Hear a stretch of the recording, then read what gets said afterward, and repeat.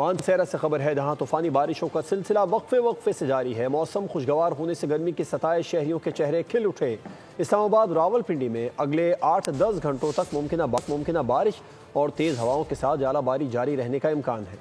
मानसेरा में मौसम की बड़ी करवट। इस्लामाबाद और रावलपिंडी में बारिश बरसाने वाला सिस्टम बन गया। मौसमियाती तब्दीली के बायस ग्लेशियर पिघलने का खतरा है। मानसेरा में शदीद बारिशों से मौसम तो खुशगवार हुआ, लेकिन साथ ही नदी नालों में तुगयानी आ गई। कई इलाकों में फीडर ट्रिप कर गए। वादी नारान, कागान, बटाकुंडी और बाबूसर टाप में सर्दी की शिद्दत में इजाफा हो गया। मानसेरा, कोंच वैली और सरन वैली के बालाई, पहाड़ी और मैदानी इलाकों में भी शदीद बारिश हो रही है। मानसेरा जिला इंतजामिया की तरफ से सयाहों के लिए अलर्ट जारी कर दिया गया। रावलपिंडी और इस्लामाबाद में अगले 8 से 10 घंटों तक मुमकिना बारिश और तेज हवाओं के साथ यालाबारी का इम्कान है।